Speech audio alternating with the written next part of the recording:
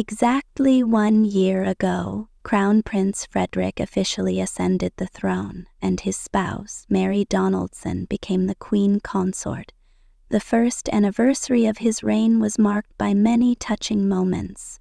The court published rare shots from that historic day, and videos showed the new king embracing his brother, Prince Joachim.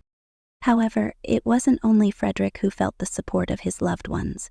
By Queen Mary's side during these emotional moments was her older sister, Jane Ellison, who had flown in from Australia specifically for the occasion.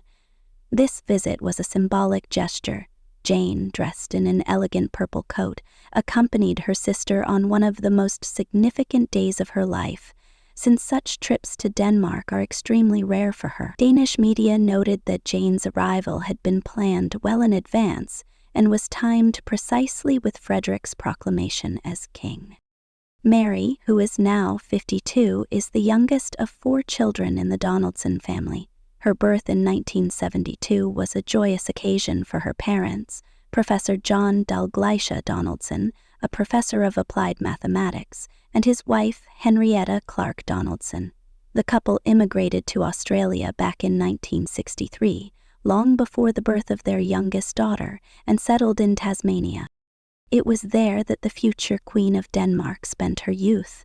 The first child in the family, Jane, was born in 1965, followed by Patricia Ann in 1968, and Mary's only brother, John Stuart, in 1970. It is worth noting that the family patriarch, Professor John Donaldson, built an illustrious academic career and once served as the dean of the University of Tasmania, while Henrietta held the position of executive assistant to the vice-chancellor at the same university. Unfortunately, in 1997, when Mary was 25, her mother passed away. The untimely loss brought all 4 siblings closer together, but it was the eldest sister, Jane, who assumed most of the responsibility. A few years later, in 2001, her father found personal happiness again when he married the British writer Susan Horwood, known by her literary pseudonym Susan Moody, whose impressive resume includes novels in the crime and suspense genres. When the fairy tale wedding of Prince Frederick and Mary Donaldson took place in 2004, it was their father who walked his daughter down the aisle, and sisters Jane and Patricia served as bridesmaids. Since then, Mary's ties with her family have remained unbroken, though their meetings have generally been rare. The new royal status of the Crown Prince's spouse, and now of the king himself, brought many responsibilities into her life, making extended visits to Australia possible only on rare occasions. Nevertheless, the role of relatives in Mary's life remains highly significant. Jane, who is a licensed pharmacist, became the godmother of Prince Christian, the future heir to the throne. This fact is notable because it is Christian who, upon reaching adulthood, will receive a special heir status.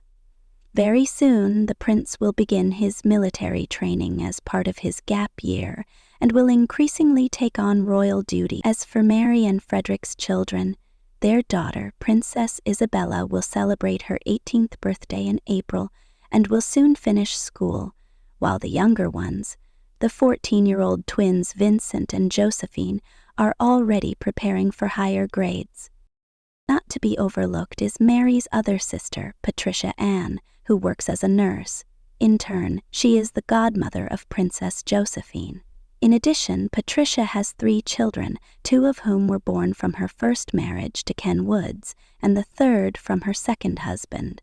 Mary's only brother, John Stuart, who is trained as a geologist, is married to Leanne, and they are raising a daughter. John continues to maintain good relations with Mary and is proud to be the godfather of Prince Vincent. One of the reasons for the heightened interest in the Donaldson family was the unexpected news of Queen Margrethe's abdication. Not long ago, she had passed the throne to her son and now observes his reign from the sidelines while remaining a respected and beloved figure in the Danish realm. Today, a year after that historic ceremony, Mary and Frederick confidently embrace their new roles, surrounded by family and supported by the citizens of Denmark. The mutual affection between Mary and her sisters and brother is crystal clear, despite all the hardships and distances. Jane Ellison is especially close to the Queen, having become, for Mary, a kind of anchor after their mother's death, assisting in resolving family matters and always staying in touch. Although the couple does not often travel to Tasmania, nor does Jane frequently visit Copenhagen, the sisters continue to maintain warm relations.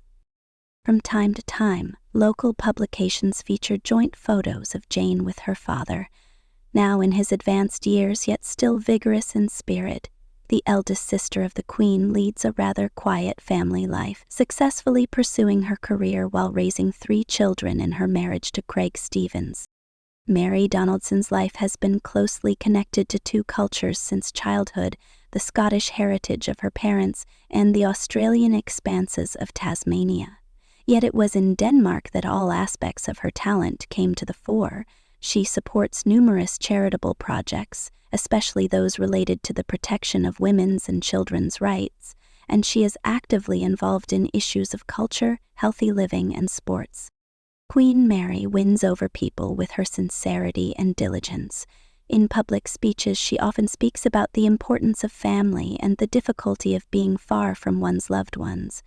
Nonetheless, she has managed to strike a balance between the duties of a monarch and the personal roles of daughter, sister, wife, and mother. It is precisely this humane aspect of the Queen that inspires the Danes, who, after the long reign of Queen Margrethe, had to adapt to a new chapter in the history of the monarchy.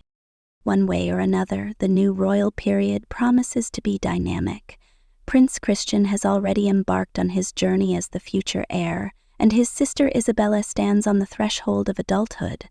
The royal family seems ready to unite tradition and modernity, and Mary, leaning on her familial ties, is eagerly embarking on projects that foster international cooperation and strengthen the status of the kingdom.